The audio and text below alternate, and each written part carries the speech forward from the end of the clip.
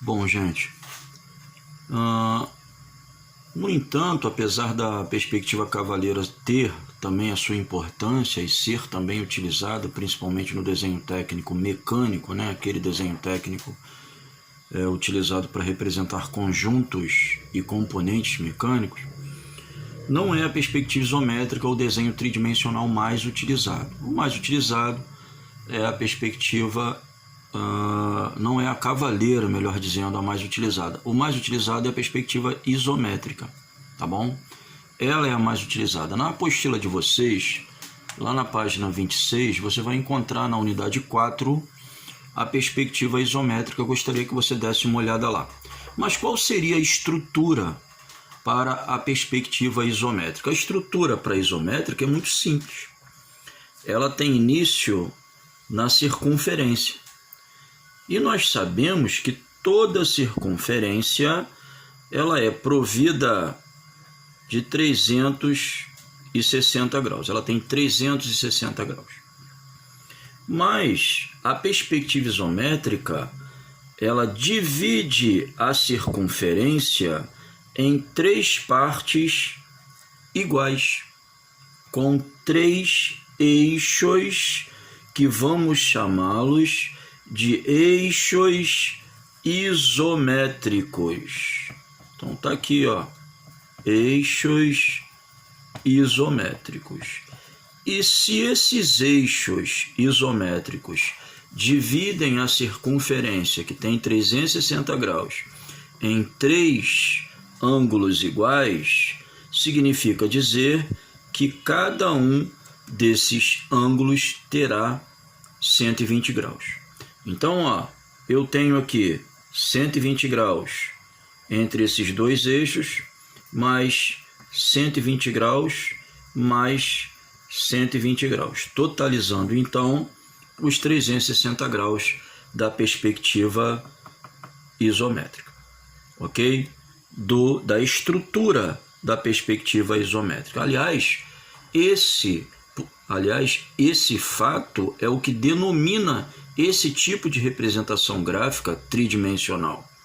Porque veja só, iso significa igualdade, enquanto que métrico significa medida, nesse caso nosso, medidas. Então, a perspectiva isométrica, com seus eixos isométricos dividindo a circunferência, a estrutura, né, em 3 ângulos em igualdade de medidas. Isso é a característica, né, a estrutura da perspectiva isométrica. E a partir dessa divisão da circunferência nesses 3 eixos, a gente pode desenhar, representar graficamente a mão livre, conforme eu estou trabalhando aqui hoje, ou até por instrumentos. Isso pode ser feito também em CAD, o desenho assistido por computador, mas você pode representar qualquer coisa a partir dessa estrutura, que são os eixos isométricos, e dividiram a circunferência em 3 partes iguais. Seja a mão livre, né, no meu esboço aqui, ó, ou por instrumentos, atribuindo dimensões de comprimento, altura e largura especificados, obviamente, pelo próprio objeto, né, as dimensões que o objeto possui, respeitado, né, todo o processo de escalas, que a gente ainda vai falar nisso, mas atribuídas essas dimensões, e aqui no esboço eu estou fazendo isso apenas com as proporções, eu vou acrescentar outras linhas que nós chamamos de linhas isométricas. Ora, eixos isométricos são 3, um representando comprimento, e é convencional representar o comprimento no eixo à direita, ok? Poderia também representar à esquerda, mas é convencional à direita. E se ele é comprimento, A esquerda, então, o inclinado à esquerda será o da largura, enquanto que o vertical representará a altura. E eu acrescento linhas paralelas a esses eixos. Ó, linha de comprimento paralela ao eixo do comprimento. Linha de altura paralela ao eixo da altura. Posso até acrescentar mais uma aqui, ó. Mais uma linha de altura paralela ao eixo da altura. Então, essas linhas que são paralelas a qualquer dos eixos são linhas isométricas. Outra de comprimento lá em cima, para a gente completar, né, o nosso prisma retangular. A de largura, mais uma de largura, ó, paralelas ao eixo da largura. E reduzindo-se, então, isso a mão livre ou por instrumentos, tá? Reduzindo-se, então, os excessos, e a gente sempre vai produzir excessos, né? Nós vamos, então, ter o nosso prisma retangular representado, que será, então, a estrutura ou cubo, né? Dependendo das dimensões do objeto que você quer representar, vai ser, então, a estrutura para que a gente consiga representar qualquer coisa em perspectiva isométrica. E a partir daí, nós vamos acrescentar os detalhes. Mas, antes disso, lembrando, eixos isométricos, eles dividiram a circunferência em 3 ângulos de 120 graus e todas as linhas paralelas a esses eixos serão linhas isométricas. Bom, eu posso ainda continuar trabalhando com linhas isométricas para proporcionar detalhes.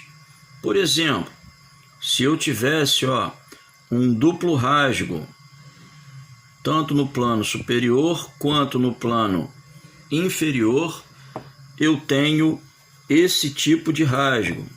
Então, eu poderia, por exemplo, para os limites de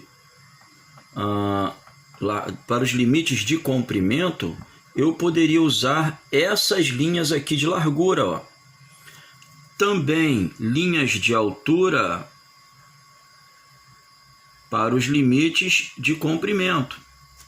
Também linhas de altura lá em cima para os limites de comprimento do rasgo superior. Linha isométrica de comprimento para os limites de altura desses rasgos. Continua aqui, ó.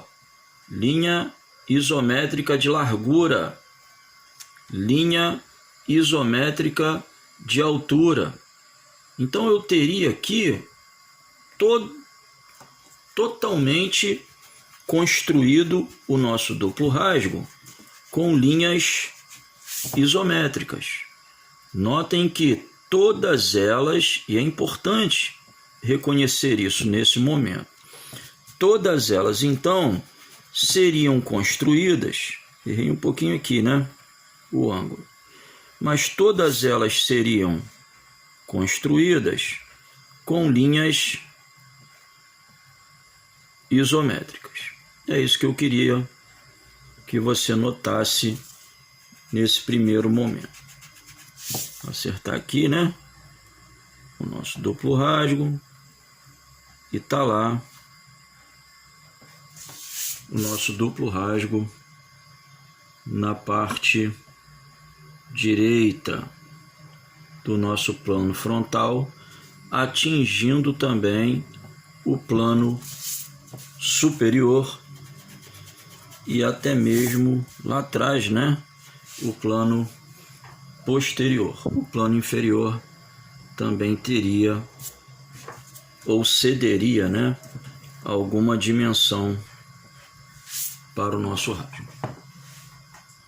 Mas o desenho técnico, ele não é feito apenas, não é construído apenas por linhas isométricas.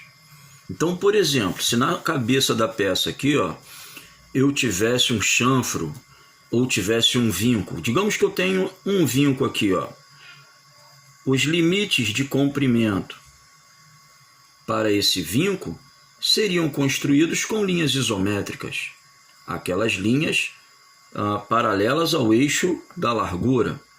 No entanto,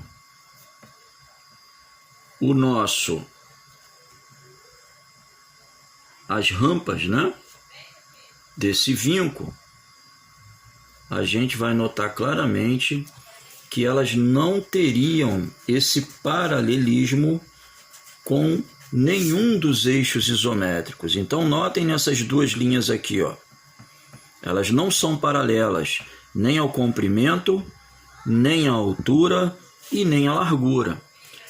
Essas linhas são oblíquas e nós vamos denominá-las de linhas não isométricas, assim como as linhas curvas.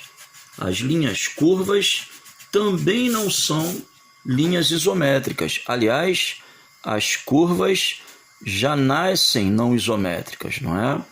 Porque não há como uma linha curva ser paralela a qualquer dos eixos, uma vez que esses eixos são construídos com linhas retas. Mas eu teria também, vamos reduzir um pouquinho aqui, ó, para ficar melhor, eu teria também linhas não isométricas quando vou trabalhar com linhas curvas. Então, as linhas curvas são linhas não isométricas também. Por exemplo, digamos que essa nossa peça aqui, esse nosso objeto aqui, ó, ele tivesse uma curvatura na cabeça, né? Desse tipo aqui, ó. Então, notem que a perspectiva isométrica, ela não é formada apenas por linhas isométricas. Ela vai ser formada por todo tipo de linha. Mas de onde veio tudo isso? Tudo isso veio de lá daquela nossa estrutura, os eixos isométricos que dividiram a circunferência em 3 ângulos iguais, 3 ângulos idênticos, que nós utilizamos para a estrutura da perspectiva isométrica. Então tá lá, ó, linhas curvas na perspectiva isométrica, linhas não isométricas. Então tá lá, ó. Vou acender aqui para ficar mais claro para nós.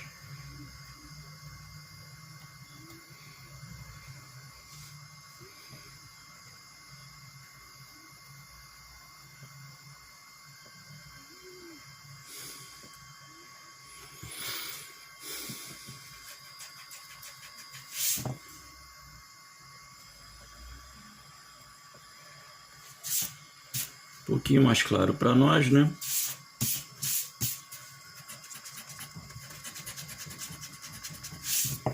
Digamos que essa peça, nessa cabeça dela, tivesse até um furo. Então, outra superfície seria mais uma, né? Mais uma superfície formada por linhas não isométricas.